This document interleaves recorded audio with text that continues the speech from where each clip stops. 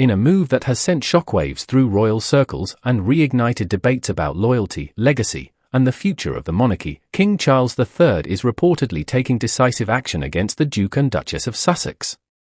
According to Buckingham Palace insiders, the monarch has made a firm decision to revoke the royal titles of Prince Harry and Meghan Markle's children, Archie and Lilibet, once he completes his long-anticipated restructuring of the royal household.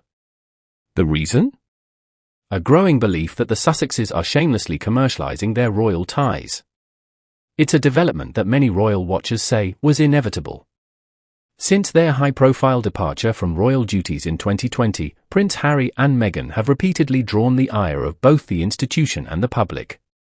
What was initially framed as a quest for privacy and independence has, to critics, become a calculated cash grab, one that capitalizes on royal connections while lobbing accusations at the very institution that gave them their global platform. King Charles, who has long supported a streamlined monarchy, appears to be drawing a line in the sand.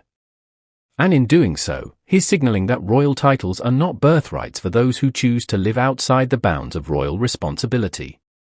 For Archie and Lilibet, two young children who have never lived in the UK and whose parents have publicly disavowed royal life, the message is clear: you don't get to keep the privileges of the crown while your parents profit from undermining it. The Sussexes have become a brand unto themselves. From their multi-million-dollar deals with Netflix and Spotify to their tell-all memoirs and interviews, they've transformed personal grievances into global headlines and lucrative opportunities. Meghan Markle in particular has faced fierce criticism for what many see as an opportunistic and manipulative approach to royalty.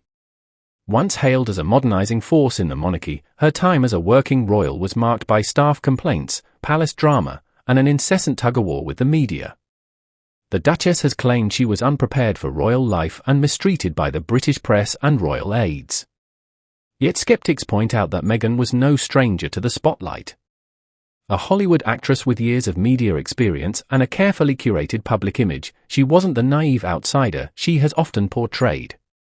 Her critics argue that she came into the royal family with a clear agenda: to elevate her own status and turn royal prestige into personal power. And that strategy has paid off, at least financially. Since leaving their roles, Meghan and Harry have secured a series of high-profile media deals, often centered on criticizing the institution that once supported them. Their Netflix docuseries painted a grim picture of royal life, filled with claims of neglect, racism, and emotional turmoil. Meghan's podcast series took swipes at societal norms while rehashing old wounds. Meanwhile, Harry's memoir, Spare, offered intimate, often unflattering insights into palace dynamics, painting his father and brother in a negative light.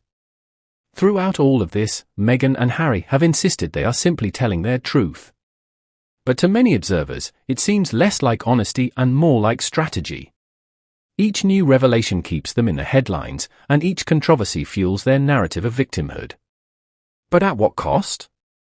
The backlash has been significant. In the UK, public support for the Sussexes has plummeted. In the US, once a stronghold of sympathy for the couple, even longtime admirers have begun to question their motives. The recent collapse of their Spotify deal, with one executive calling them grifters, only amplified the perception that their brand is built more on drama than substance. It is against this backdrop that King Charles is reportedly acting. The decision to revoke Archie and Lilibet's titles isn't just a punitive measure, it's a declaration of principle. Titles within the monarchy are not ornamental trinkets to be used at will, they carry weight, responsibility, and a deep connection to a centuries-old institution. If Harry and Meghan have rejected that institution, it follows that their children cannot retain its privileges. There is also a sense that Charles is seeking to preserve the integrity of the monarchy for future generations. In an age where the royal family must walk a tightrope between tradition and modern relevance, the commodification of royal status poses a real threat. The fear within the palace is that allowing Archie and Lilibet to keep their titles, while being raised in California by parents who openly criticize the monarchy, sends a mixed and dangerous message. It's not the first time the question of titles has caused friction. When Queen Elizabeth II passed away and Charles ascended the throne, the children of Harry and Meghan automatically became entitled to be called Prince and Princess, under rules established by King George V. At the time, there was much debate over whether those titles would be granted. Eventually, the palace updated its website to reflect the change, but now, that brief moment of recognition may be reversed. The Sussexes have yet to respond publicly to these new reports, but if history is any guide, a media appearance or statement may not be far off.